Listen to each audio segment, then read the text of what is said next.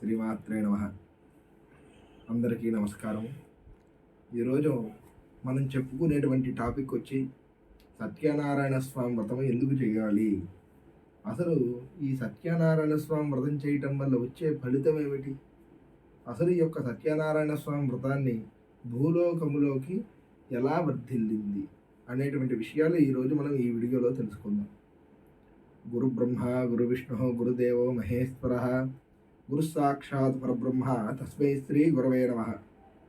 అసలు సత్యనారాయణ స్వామి వ్రతము నారద మహాముని ముల్లోకాలు తిరుగుతూ ఉండగా భూలోకములో ప్రజలు పడే కష్టాలన్నీ కూడా చూసి ఆ కష్టాలన్నీ కూడా తొలగిపోవడానికి ఆ యొక్క నారద మహాముని ఏమి చేశారంటే తెలివిగా ఆలోచించి వైకుంఠంలో ఉన్నటువంటి విష్ణుమూర్తి దగ్గరికి వెళ్ళాడట.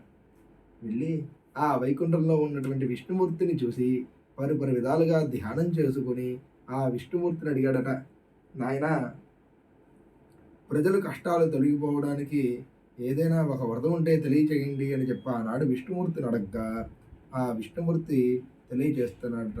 సత్యనారాయణ స్వామి వ్రతం అనేటువంటి వ్రతాన్ని ఆచరిస్తే ఈ యొక్క ఉన్నటువంటి కష్టాలన్నీ కూడా తొలగిపోతాయట అని చెప్పి ఈ యొక్క వ్రతాన్ని నారద మహాముని ద్వారా ముల్లోకాల్లో కూడాను అలాగే భూలోకములో కూడాను సత్యనారాయణ స్వామి వ్రతము అనేటువంటి ఒక వ్రతం ఉన్నది అనేటువంటి విషయాన్ని మనందరికీ కూడా సూతులు వారు సౌనకాది మహామునుల ద్వారా తెలియచేయటం జరిగినది. అలాగే మరి ఇకపోతే అసలు ఈ యొక్క వ్రతానికి సంబంధించినటువంటి వ్రత కథలు ఎన్ని, ఆ విషయం చూసుకుంటే ఈ యొక్క వ్రతానికి సంబంధించినటువంటి వ్రత కథలు మొత్తం పూర్వకాలంలో 9 వ్రత కథలు ఉన్నాయట. కానీ మన పెద్దలు పూర్వీకులు అంతా కూడాను కలిసి ఈ యొక్క వ్రతాన్ని 5 కథలుగా విభజన చేయటం జరిగింది. మిగిలినటువంటి 4 కథలు తీసేయటం జరిగింది.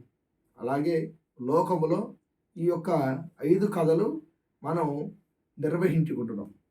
ఆ తర్వాత మనకి అసలు సత్యనారాయణ స్వామి యొక్క వ్రతము చేయటం వల్ల ఫలితాలు ఏమొస్తాయి అనేటువంటి విషయాన్ని తెలుసుకుందాం.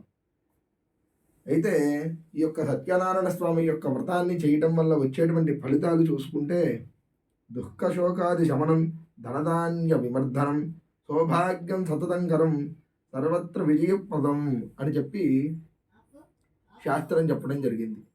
ఈ యొక్క శాస్త్రాన్ని అనుసరించగా ఈ యొక్క వ్రతము చేయటం వల్ల దుఃఖములు తొలగిపోతాయట. అలాగే ధనధాన్యములకు వృద్ధి చెందుతాయట.